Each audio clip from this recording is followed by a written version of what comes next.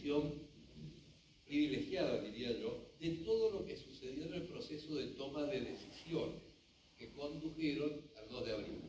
¿Por qué? Yo vivía en Corrientes, había terminado el libro, tenía 2 hijos, estaba toda mi vida bien armada y recibí una llamada telefónica del doctor Arias Peredano, que era director de la Escuela de Ciencias Políticas de la Universidad Católica, donde me decía que viniera a Buenos Aires. ¿Cómo me explicó para qué? Bueno, yo tenía mucha relación con él porque había sido presidente del Centro de Estudiantes, vine, ahí me presentó un coronel que tomamos un café, yo no sabía muy bien de qué se trataba todo, pero que me invitó a ir a Casa de Gobierno al otro día.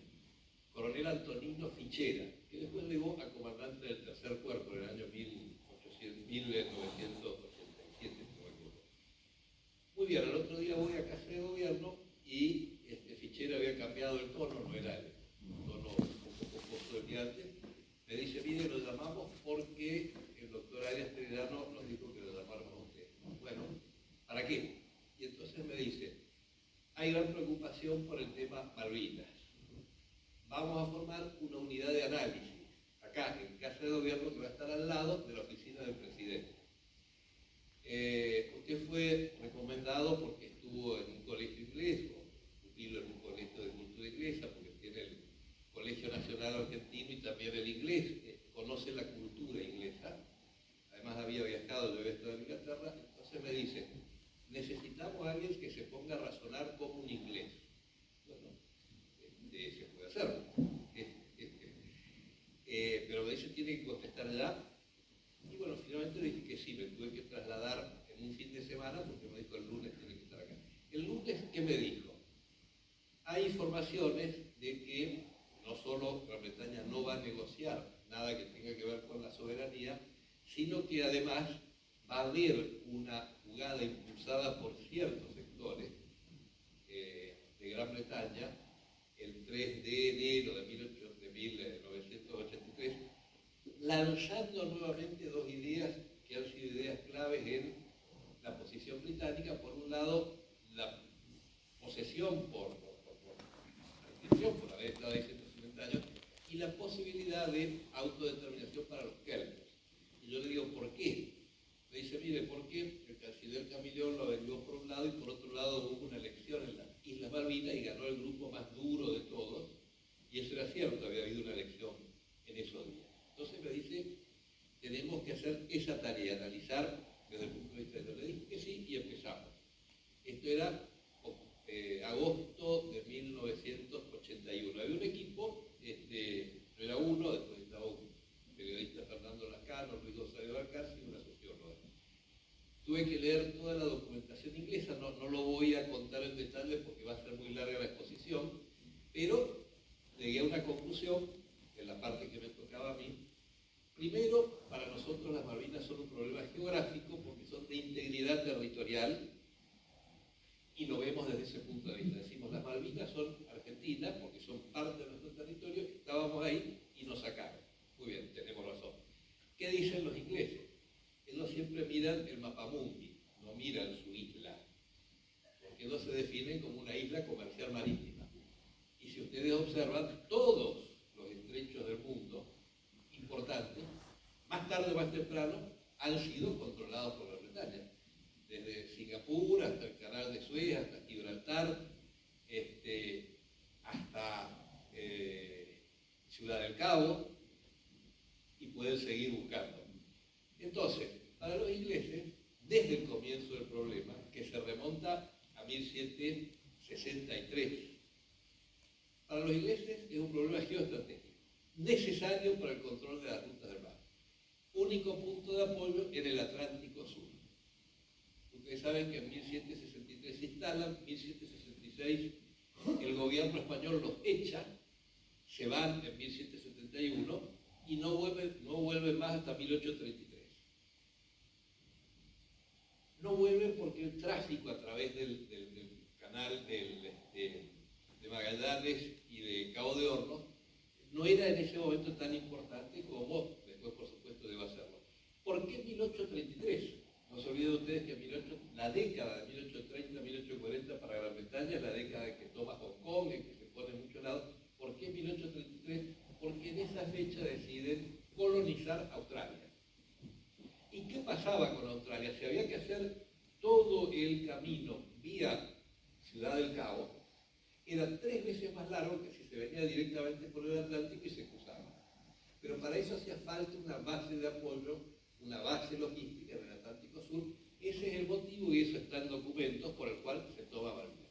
De ahí en adelante nosotros seguimos peleando el espacio, pero siempre en forma diplomática, que es el argumento que usan los ingleses en 1947, cuando dicen la Argentina nunca peleó realmente por esas tierras, siempre hace notas, pero nada más.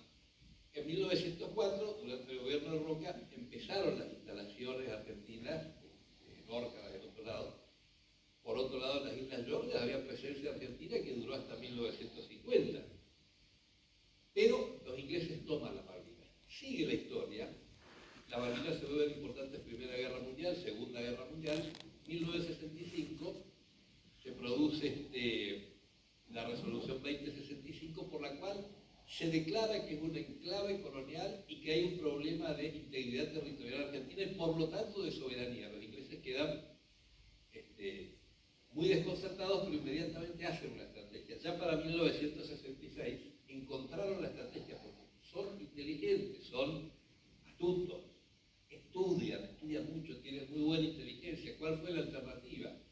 Sí, entre Argentina y Gran Bretaña puede haber un problema de soberanía, pero hay una tercera parte, que son los que viven ahí, que son un pueblo, que quiere su autodeterminación y los introducen, con lo cual siempre es 2-1 cualquier solución. Muy inteligente, porque yo vi los documentos donde ellos dicen que es muy feo aparecer diciendo defendemos una colonia, defendemos el colonialismo. Busquemos otra, vamos a defender la autodeterminación. Así fue siempre. Se negoció con Gran Bretaña cada vez que estábamos cerca de un acuerdo teórico, por ejemplo el leasing, algo pasaba que impedía que llegáramos al acuerdo. 1974, se le ofrece al general Perón la posibilidad del leasing. Bueno, justo muere Perón ese mes. 1974, octubre, la Argentina acepta el leasing. 1974, octubre, Gran Bretaña dice, lamentablemente tenemos que retirar los tratados. 1979, Gran Bretaña ofrece un leasing. 1979, la Argentina acepta un leasing. 1979, 4 de diciembre, carta de Nicholas Ridley al Comodoro Cavandoli. Querido Comodoro, te deseo muy buena Navidad, etc.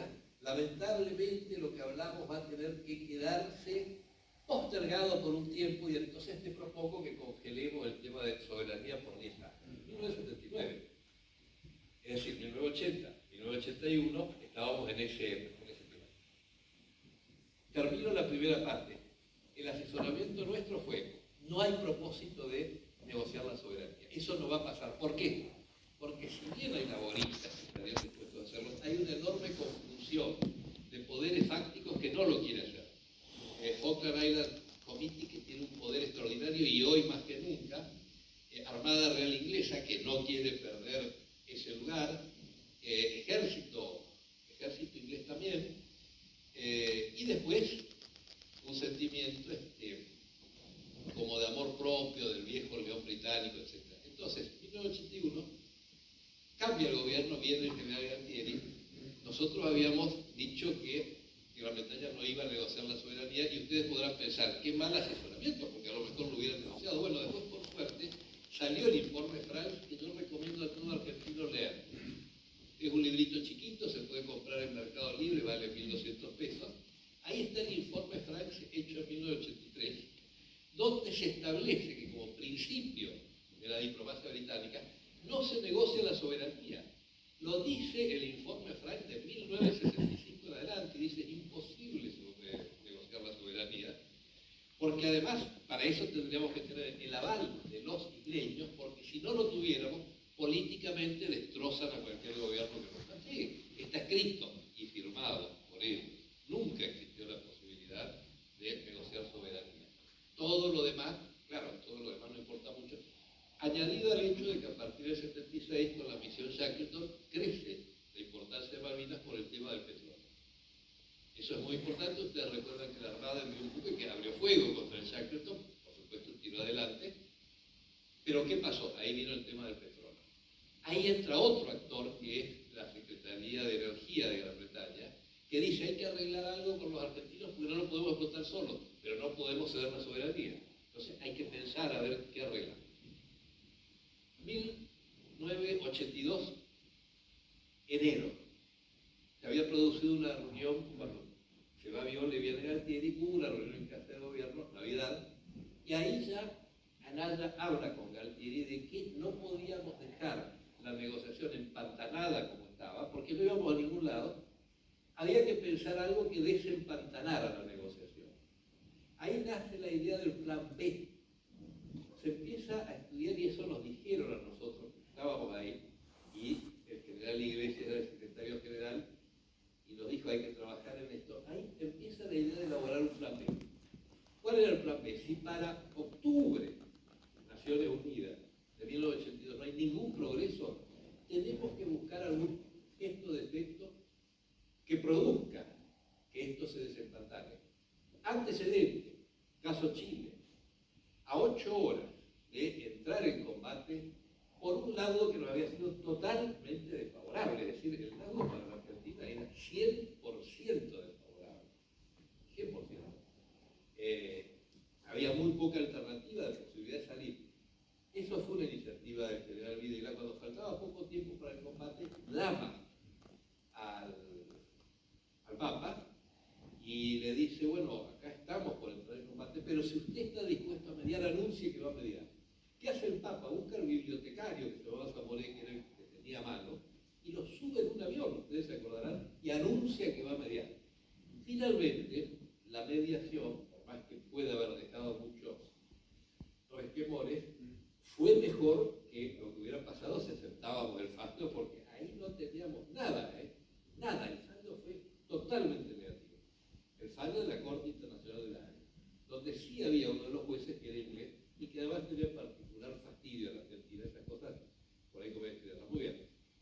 La idea era repetir algo así, repetirlo pero en agosto, septiembre, porque cuando estuviera reunida la Asamblea de Naciones Unidas, era más fácil para nosotros el escenario.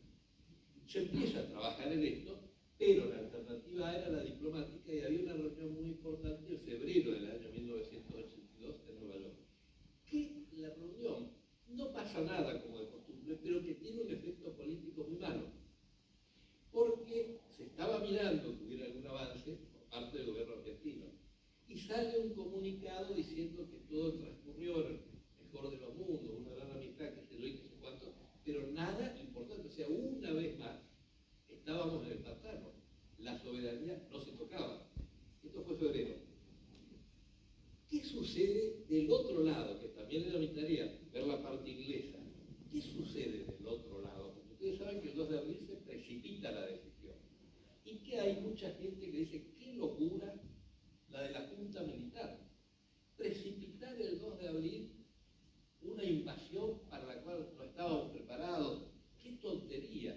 Y añaden mucho, eso es porque la Junta estaba compuesta de personas que eran medio locas, medio borrachas. Yo puedo dar fe de una cosa, nunca vi a ninguno de los 3 miembros de la Junta tomar una copa de más. Galtieri tomaba 2 copas de whisky a la noche cuando había terminado el trabajo. Anaya era una especie de monje anacoreta y Lapidoso por ahí podía tomar socialmente algo, pero toda la campaña que se montó es totalmente falsa. Ahora, ¿qué pasaba del otro lado? Esto es lo interesante y lo que nosotros no estudiamos. Ya a partir de 1981 hay reuniones